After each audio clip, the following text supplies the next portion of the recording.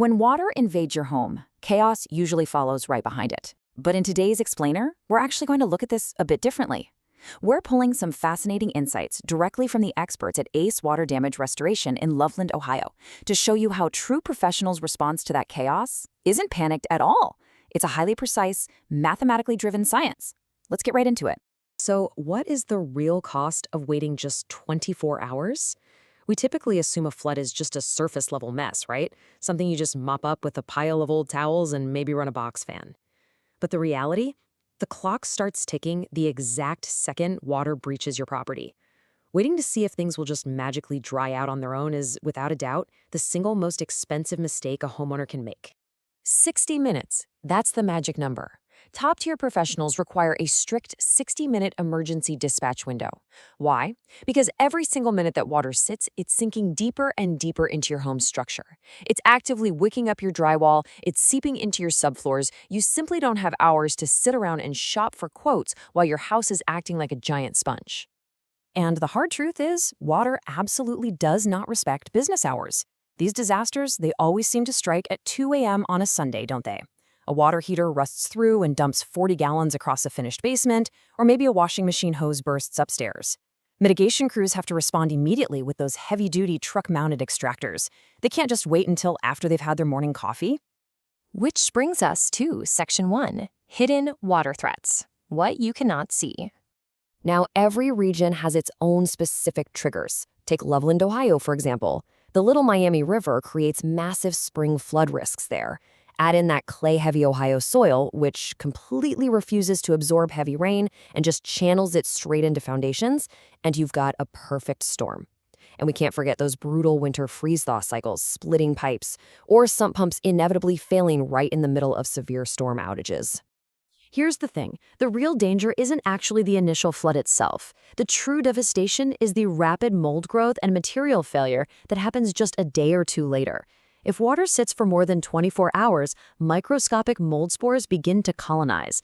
In the industry, we call this secondary damage, and preventing it is exactly what professionals are racing against the clock to stop.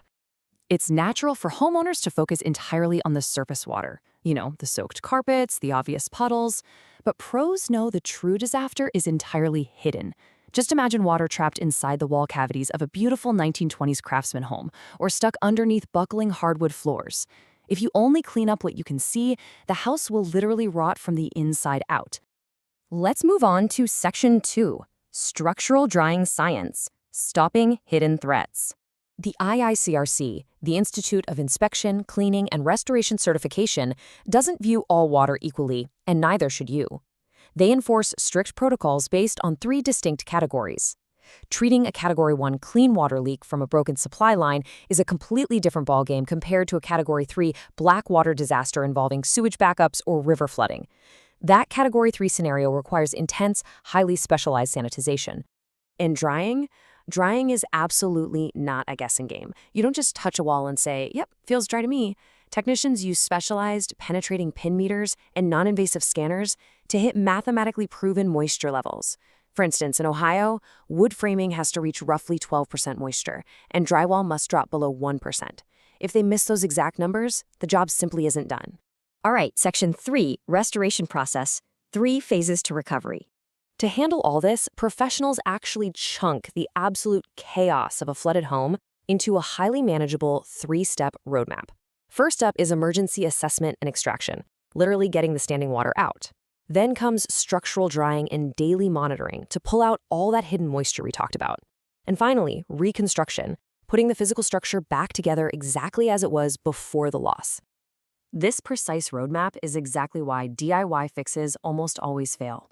Throwing a consumer-grade fan at a flooded basement is basically like trying to empty a swimming pool with a straw. It just pushes wet air around the room. Professionals actually alter the environment's psychrometry. They use commercial air movers to crank up evaporation, and then truck-mounted dehumidifiers to physically rip that moisture right out of the building materials. So once the water is actively pumped out and the drying is well underway, you might finally breathe a sigh of relief. But the battle isn't over yet, because what happens 48 hours later when the dust settles and the insurance adjuster finally calls? Which brings us to our final part, Section 4, the insurance maze, proving unseen damage.